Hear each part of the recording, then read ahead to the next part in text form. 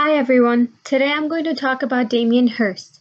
While there are many contemporary artists in the world who create amazing art, Damien Hirst is one whose primary focus is death, medical, and life.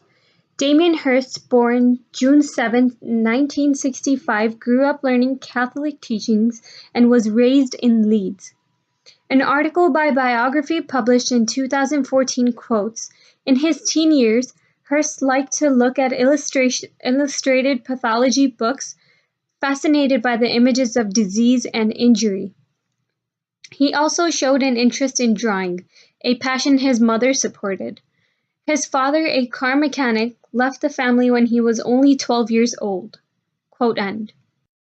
Damien's teen years were a little difficult as he got caught up in a little bit of trouble when shoplifting. Being a troubled teenager, he was interested in medical-related fields, but at the same time carried the works of an artist side by side. He made his way to college where he studied art. Looking back from his work now, we understand why and how he merges art and medical together.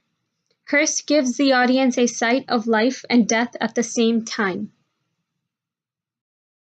An article by Gagosian published in 2018 quotes, "Damien Hirst first rose to public recognition in 1988, during his time studying at Goldsmiths College in London, when he conceived and curated Frieze, a group exhibition of his work and that of his contemporaries at Goldsmiths."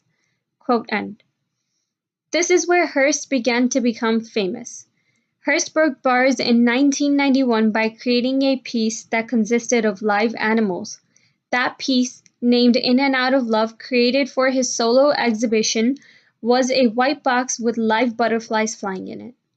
The art story quotes, "When asked what the work was about, he responded, 'Love and realism, dreams, ideals, symbols, life and death, and the way the symbol exists apart from the real thing, or the butterfly still being beautiful even when dead." Quote end. Tate Modern was one of his installations that was created in 2012. That piece of work also had the same concept, but the difference was that the installation was a room full of butterflies that were changed and cared for every day by the butterfly experts. Damien Hirst is not only famous for his death-related art, but for every disease-related work as well. Biography 2014 mentions, "Hirst and his fellow students became part of an emerging movement known as the Young British Artists. They were known for their unusual materials and for their challenging art concepts.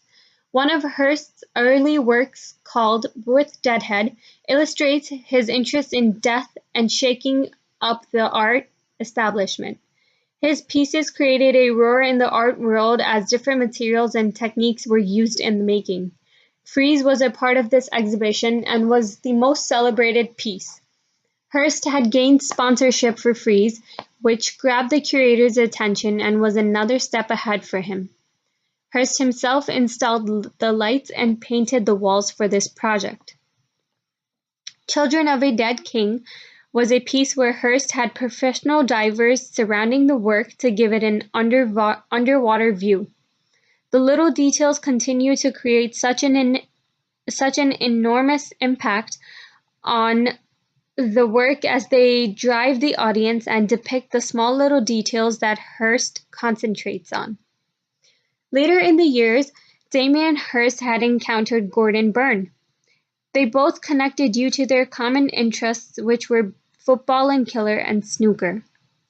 They both worked as two different characters that connected as one. Byrne was the writer while Hirst was the artist. They both together, along with David Peace, created A Thousand Deaths Surround Us.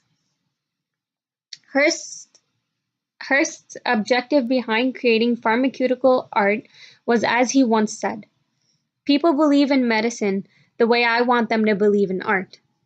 The spot paintings are a huge part of Damien's work. No one knows how many there are. There could be 1,000 for what most people say. The art story quotes, "Each of Hirst's compositions mimics the molecular structure of an addictive, potentially lethal substance that cannot be accessed without a doctor's consent. These paintings thus constitute a witty, withering comment on a multi-billion-dollar pharmaceutical industry that dispenses drugs like candy. Quote end. Hirst says, I was always a colorist. I just move color around on its own. So that's what the spot paintings came from. To create that structure, to do those colors and do nothing. I suddenly got what I wanted. It was just a way of pinning down the joy of color. Damien created his animal works of art, which are by far the most famous of his collection. Hirst had created the works of preservation using formaldehyde for the animals.